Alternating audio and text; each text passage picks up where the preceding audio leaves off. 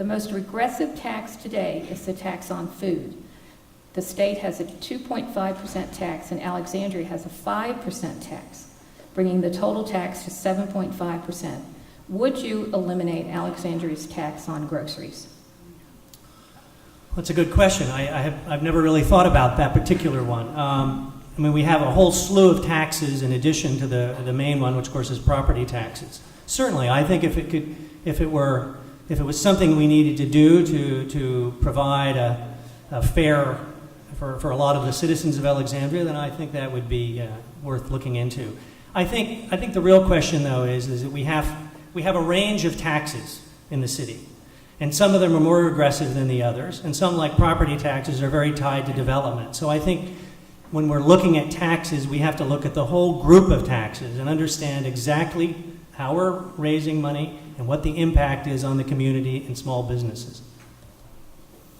A lot of the tax that we levy here in the city are taxes that we're allowed to do by state law, state charter. While certainly we'd love to reduce taxes on food and everything else, but the thing is that if you reduce taxes in one area, you're going to have to find another area where you're going to have to make up for it. And certainly with the economy the way it is today, everybody is challenged in terms of not only food, but taking care and meeting their other needs. But if there was an opportunity for us to take a look at how we can reduce the tax rate on food, certainly that's a good idea. How much debt is the city carrying, including ARHAR, for affordable housing? And how much does it cost to administer affordable housing programs? Well, first and foremost, when people ask me what is the most challenging issue facing this city today, and it is affordability, lack of affordability for housing, because we're committed and we should be responsible for making certain that we provide affordable housing for all income levels for folks to live in this city. And it's a wonderful city, it's a safe city, it's a city that has a very high quality of life.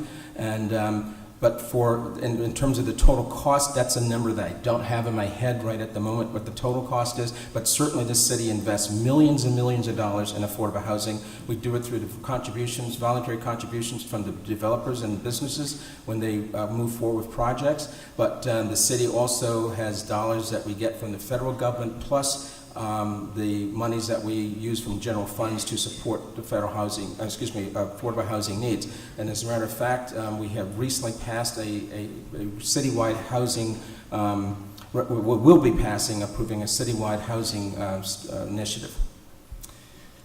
Affordable housing is important, and there's many types of affordable housing: public housing, housing for teachers, and so on. And I think one of the flaws or the weaknesses right now is that we have too many different efforts and we haven't figured out how to put them all together effectively. I think what we need to do with regard to affordable housing is create more permanent affordable housing. We're taking money from developers and we're setting it aside for 30 or 40 years, and then we lose all that affordable housing. That doesn't seem like a very good investment for me. So it's a very multi-layered issue. It will take us, as they say, a village for us to solve. In relation to the budget, what should the balance be between residential and commercial property and resulting property tax? Well, the argument goes, at least in some quarters, is if we increase the amount of commercial development, which also includes a lot of residential, somehow we're going to offset or lower folks' taxes at the other end. And I think the problem is that what we really need to do is look at development closely and see how we're getting the revenue from what kind of development. For instance, if we have lots of residential development, as we do in Potomac Yards now, at least in one portion of it, we're going to need schools. We need more parks. We need more fire and police. And so to me, it's not so much a balancing exactly. It's looking at the consequences of specific types of zoning and growth.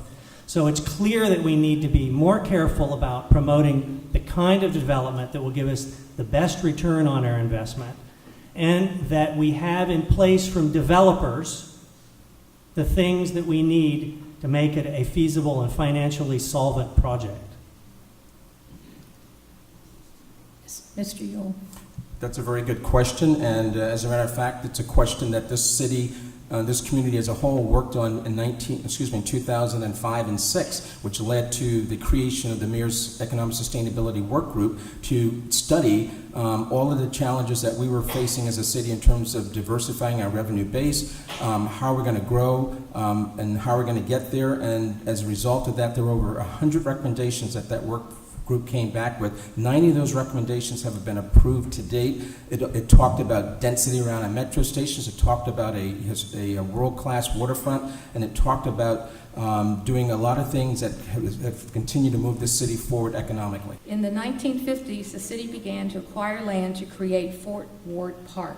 Public information shows that there are many unidentified graves in the park. What will you do to make sure that all of the lost graves are found and treated with respect? Well, I'd love to say that I'd go out there and start doing the work myself, but unfortunately I can't do that. But we have a program in place with the Fort Ward Historic Park Preservation Organization. The city has funded it. There's over $200,000 that's in the current budget. There have been over 46 graves that have been identified more recently to date, and there's more work to come. And I've said to the city manager and staff, if indeed more money is needed to continue this process, then come back to the city council and ask us to appropriate accordingly.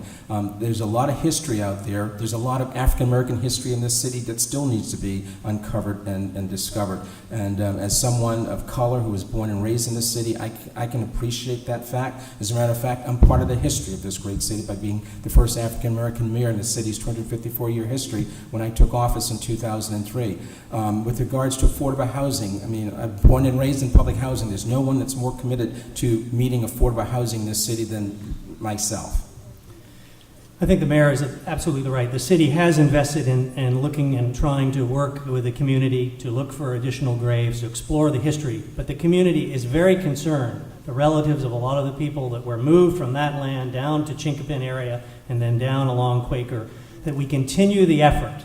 And I think it also brings up a key point when we start talking about parks. We have this rich history. We have a limited amount of land. This is sort of a historic park. And what I think is of great concern to many people is that we're going to try to cram too many things into that park. So the community wants to see a lot more effort put into looking into the history of this particular site. What will you do to make sure we get a metro stop at Potomac Yard? Will you support the density that is needed to support that metro station? Well, I guess the question is to me a little backwards. It's I support Metro. I love Metro. I use it quite often.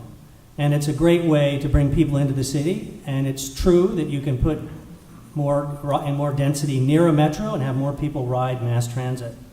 But what I'm greatly concerned about this project is the developer is not paying nearly their fair share for the project.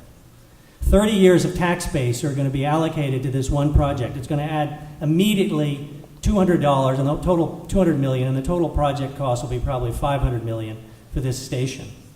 And in addition, we're going to have to invest a lot in BRT and other forms of transit. So I'm for the metro, but I'm not for the way we got it. And I'm not for simply approving a metro as a way, or saying having density is a reason precisely to have the metro. The reason to have the metro is it makes sense. It moves people, reduce air quality, will make the development more valuable, and will pay. And we will get the fair result from this project. Mr. Ewell. I've served as the city's representative to the Metro Board for the past 12 years. As a matter of fact, I'm the senior most member on that body, and I'm a very strong advocate for transit needs, different modes of transportation, but certainly a metro station stop at Potomac Yard is essential. Otherwise, that project or development will never, ever be successful. And I've led and provided the leadership to make certain that not only from the city and Metro, that the funding is in place to make certain that that happens.